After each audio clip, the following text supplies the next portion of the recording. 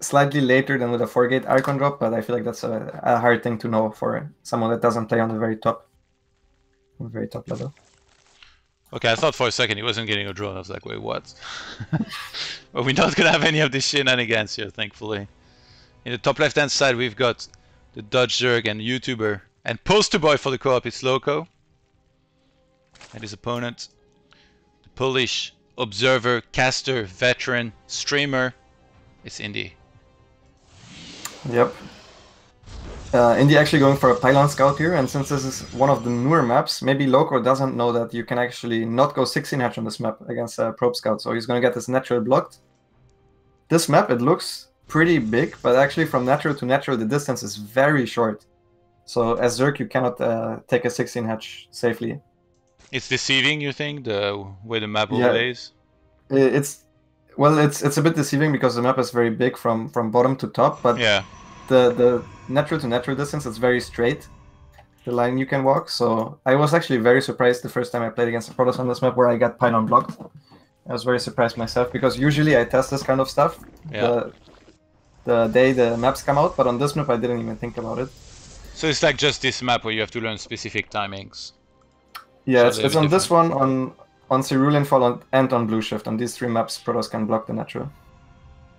It's like if you get a pylon, like you see where the gateway of Indy is, under that, but on the high ground, you could warp in outside the furthest away possible from the pylon and already send adepts or something straight into that 3rd base of Zerg. Super fast. Yeah. Alright, how does this map play out usually then? I think this map is... I personally like lurkers on this map because there's a lot of chokes. And it's also decent for swarm host if you have good creep spread. This map, as I said, it's not that large. So usually swarm host is a very momentum-based style. And if you have a good early game, I really like swarm host on this map because you can go from behind the rocks. You can either attack the natural or the 3rd base, and the swarm hosts are in a super safe location. So I think, yeah, this map is good for lurkers or for swarm host. How do you like the area? Like, you see above the cyber core if you move up a little bit, like with the rocks and everything. Don't you think it's a little bit tricky, like that anti-area, like how to manage it? It is a bit tricky, yeah. It's very easy to be out of position. Like this makes taking a fort base very hard because if you're out of position, like if you're, let's say you're trying to take the fort base on top of that, right? Yeah. And you're trying to defend your natural and your 3rd base, so your army is at the 3rd base. Your opponent has a huge concave on you, as long as you don't destroy the rocks. I think as soon as you destroy the rocks, it's fine. Yeah. But they have a lot of HP. Yeah. They do, and armor too. From what you saw from Lowko in game 1 and 2, you know, we saw a lot of links, and in game 1 a lot of hydras as well, and the timing.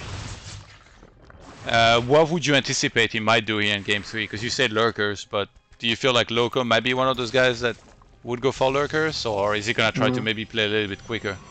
Yeah, I don't know. He both games he went for the +1 melee style, which doesn't transition into lurkers very well. It's more of a Lingbane Hydra style, so if that's just a standard, I wouldn't mind seeing that either. It's also a good map for, like, he could go for baning drops, for example, on this map as well. But I think the goal for him is just to get to an even mid-game again, which is very hard against Protoss players that are maybe a bit above. Oh, actually a very, very early Roach for him here. He sees that there's no gas yet, and it's going to be a Glaives opening from Indy. So this is a good change of styles by Lowko. Very good. He didn't see the Twilight Council though. He might not be sure. I mean, he saw the no gases, but yeah. If you don't see gases or like gases at this timing, does it tell you kinda?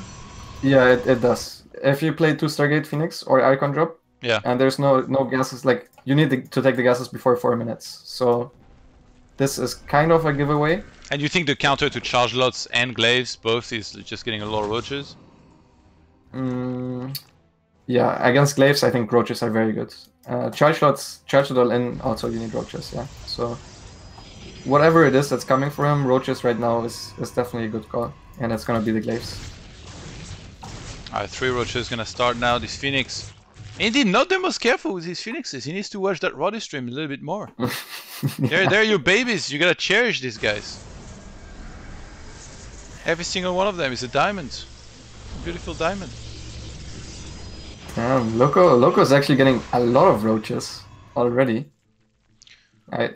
It's got Yeah, a I like decent it. amount of workers, right? But it's not astronomic either. Yeah, but I think that's fine as long as you defend the adepts well.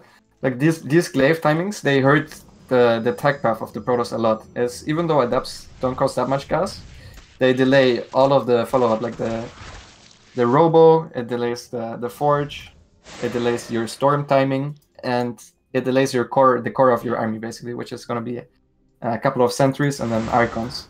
So as long as you defend this well, you don't even need that many drones. He kept roaches in the main base. Maybe he misrallied. Okay, Lowko's gonna regroup around the third base. He sees the adepts now in full effect. Shade forward. He needs to follow the shade, yeah, because these ones are like too far to do a lot right now. So far, hasn't lost a drone, but he's about to start. Oh, it's so hard to choose what to chase, right? Yeah, I think you need to follow the shade always. If you have this few roaches. See, now he's in trouble because now the adepts are in between. If he followed the shade right away, he could not have shaded there, and he just would have lost some mining time on the third base. So yeah, if you have only enough roaches to not split them up, always just follow the shade in this scenario. But I think he still did a very decent job. Losing 9 drones is okay against this. Yeah. Worker count even. This is better for Protoss, yeah? This certainly is better for Protoss, but I feel like Lowko might try to go for a counterattack because he didn't start droning yet. Oh, I like these two adepts that Indy is sending off to the left side. Very often when I play against Protoss and they do this kind of stuff, the two adepts that when I'm moving out do more damage than the actual attack itself because two adepts kill drones very quickly. He's keeping some Ravagers actually there. Maybe he anticipates this. 300 IQ Lowko. Wow. He triggered this himself. Really good call. Only loses 1 drone. He knew Indy was gonna do this before Indy knew himself. Lowko is hitting a bit of a supply block, but other than that, like if he just he should wait for the Ravagers. He really needs the Ravagers. Wow, sick ling run by here by Lowko. A Cell run by from Lowko. The one in the main base is pretty scary. Okay, he's gonna have to reinforce. Actually, not gonna lose that much. That was cute though. Yeah, I think he needed more Ravager Ling at the front. I would have preferred him not running by the Lings actually, even though he saw the opportunity to, because I think he needed them to tank. And now he's still very committed. His road speed is finishing up right now. He has a lot of stuff in production, but he's going back to drones. I feel like his best chance in this game is to just go kill him right now, which he's gonna try to do. Yeah, there's 2 Immortals. He's actually, ooh, he's in a weird position. Oh my god, Cozy Bite! Get some of the Adepts. That's a lot of Ravagers. If he just spams that ramp actually. Oh my god, is Lowko doing it? Yeah, it's not looking too bad for Lowko, but there's not that much DPS in this. I mean, there's only a handful of roaches, so all of the zealots that are being warped in right now are very good, and all the immortals all of a sudden have blink as well. And yeah, this is definitely a hold for Indy. It looks like Lowko wants to transition to Swarmos, but that was very costly. It may have been better to just like flood Zerglings behind though, if you wanted to go for that attack. Usually if you do this attack, you just flood Zerglings and use the gas to morph Ravagers at the front. But yeah, I think he kind of missed his timing. I think if he did this attack and didn't do the Zergling one by in the first engagement, I think he actually just wins the game. But now he's in a bad position. Indy was in a dicey position here when he was on that ramp and didn't see the attack coming, but the Prism kind of saved the day as well with some really nice micro. Yeah. How about the Ravager skin? I feel like the Ravager skin is maybe one of the worst ones from this overall because yeah, I don't really see it. But the Ravager skin, it looks like, you know, one of those dogs that people dress up with like some clothes. It looks like it really didn't want to wear this, but then somebody put it on him anyway. Yeah, I really dislike when people do that actually. Poor Ravager. I would have liked the Ravager X to be mechanical too. I think they didn't change the Ravager X.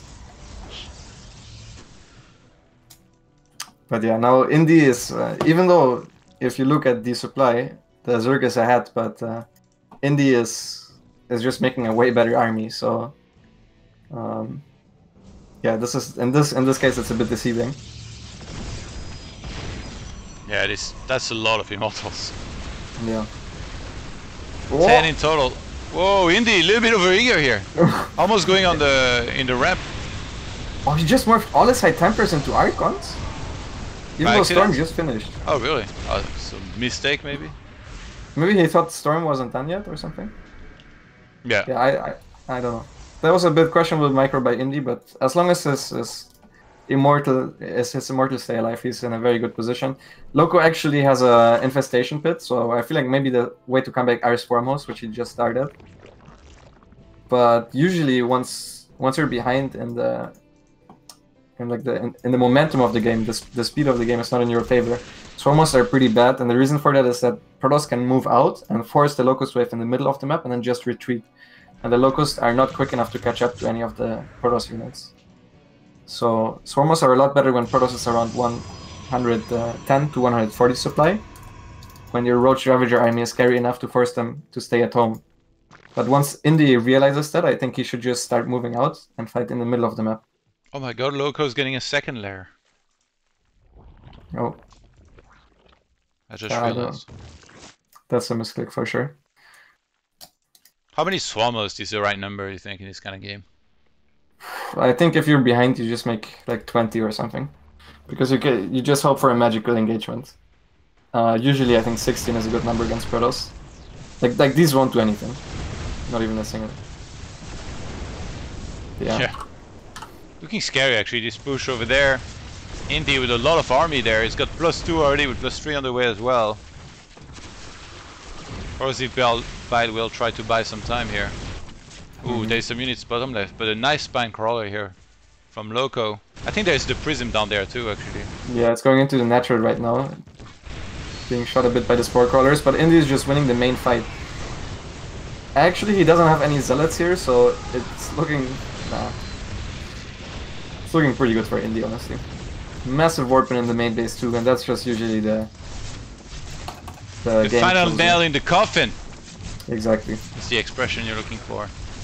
That was it, yeah. GG.